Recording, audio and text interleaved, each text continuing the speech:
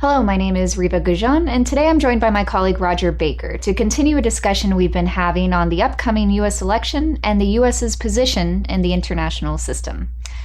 So, Rodger, a lot of our viewers know that we are based in the United States and not in the DC vortex, but in Austin, Texas. And we do deliberately try to keep some distance from the more emotional and personality-driven coverage of U.S. politics, trying to focus more on the fundamentals of the U.S. position.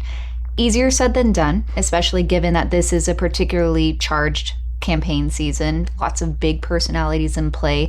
But if we do take a step back from a very, Stratfor point of view and look at this U.S. election and the fundamentals driving it, what do you see? So a couple of things as we look at this. One, again, when we look at this question of do we look at personalities, not look at personalities, it's not that I think personalities don't matter.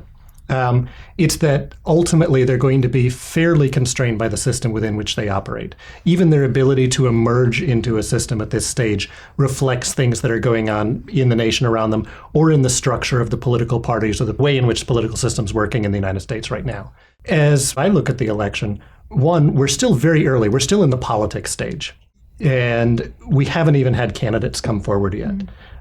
So that's one reason I think that in some ways we've shied away from looking at this. On another aspect, one of the things that we're seeing is where does the U.S. fit in the international system and how is that going to shape whoever is the president? So we've seen in many past presidents, subjective desire, what they want to do, what they would like to do, how they would like to be remembered, is often not in their control. It's in the control of circumstances and the shape of the world system. So let's talk about some of those circumstances, and starting with the United States in particular. And this is a broader view of what we see in the global economy, but we've seen easy credit, stagnant wages, growing income inequality. That, of course, is fueling much of this anti-establishment sentiment that we see manifested in the election campaign. What are some of the other underlying drivers that you see shaping this election debate in particular? So certainly right now, it really is focused a lot on the domestic issues. And like the rest of the world, the U.S. is undergoing a pretty significant transition, a transition in looking at the way in which demographics is impacting things, a transition in the value of education. We've seen in South Korea, we've seen in Japan, where you now have a very large, young, highly educated group of individuals who really don't have employment or employment opportunities. I think that not to belittle higher education, but there are certainly questions as to whether or not that's the best path for everyone to go on. And that's a question that's starting to be debated in the United States as well. But also, should the U.S. still be a manufacturing base or not? Are there changes in that sort of structure? So when you're under an economically stressed time, a lot of these social issues start to trickle back to the surface. And many times in U.S. history, things like immigration have been very big issues. We've had exclusionist policies in immigration in the past based on domestic responses, fears of job changes. Technology is changing the types of jobs that are going to be available in the future, and that creates a lot of uncertainty. And so those all come back to play, I think, in the way in which people are looking at the election. And then finally, we've gone through a major economic crisis. Coming out the other end of the economic crisis, it takes a long time for the common person to feel that things are good. There's a general perception that nobody was punished for the problems. Everyone seems to have gotten away with it except for the people who no longer have a house or who are struggling to keep up with debt. And then finally, I think if you look at the evolution of American economic society, the opportunity for significant growth between where your parents were and where you are and where your children are going to be, that gap is narrowing. So where the parents or the grandparents had a huge climb to their economic status, the next generation starts from that higher point, and there's a smaller space for them to go up in the next generation, smaller space. So the expectations that you're always going to get double or triple or a significant increase in what you had from when you were a kid, I think are false expectations. And it's going to take a while for that to push back into the system. And so, as you said, technology is driving a lot of this conversation on can we bring manufacturing jobs back to the United States? What then does that mean for the global economic system, the trade agreements that we're negotiating, the need for those trade agreements, how supply chains adjust to this new reality, especially as China continues its rocky development.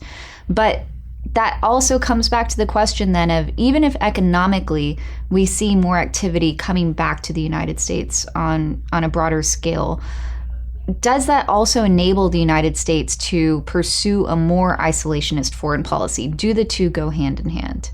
Well, I think that on the one hand, the U.S. really can't be isolationist. The U.S. is integrated into a global economic system. There really is one single global economic system.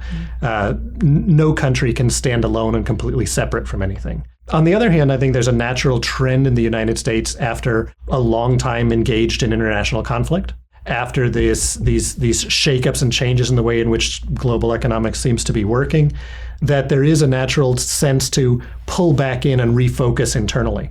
So there's a difference, though, I think, between isolationism and a refocusing on domestic issues. And one of the things as we look at Europe, for example, when we look at European politicians and this stress in the European Union, we don't think it odd that a nationalist focus, an internal focus, resurges in those countries. In some ways, we kind of apply something a little different to the United States, largely because the U.S. seems to have this much broader global role, global integration, that it's both placed upon it and in times has embraced. Right. I mean, there's this expectation that the United States will continue playing this global policing role, but a lot of the U.S.'s ability to step back from that role, recalibrate in some sense, is dependent on the strength of its allies. And I think what we're seeing in a lot of places around the world is that the allies that the United States would be leaning on, whether it be Turkey or Japan or South Korea, Saudi Arabia in some cases, all of these different players within the regions where we see growing conflict may not be quite ready to take on that burden, both from an economic standpoint and from a political standpoint. Just it takes time for countries to transition into those more outward-facing roles at the same time the U.S. is trying to be more inward-looking. So in an ideal situation, there would be this smooth transition. Mm-hmm. But the world rarely works in an ideal situation. And so I think that the U.S. may have a reduced either capability or intent to be responsive everywhere. Other countries may not be ready to fill that gap. And it may simply mean that we're going to see more instability for a while, right, rather than the U.S. Having to stay in that role. Mm-hmm. Already we've seen the U.S. changing over time in both the application of force abroad and the perception that every crisis needs to be resolved. It's not the Cold War anymore. Every crisis doesn't reflect a potential shift in the global balance between two giant hegemons. Well, more in this broader discussion to come. Thank you, Rodger, for your time today. Thank you all for joining.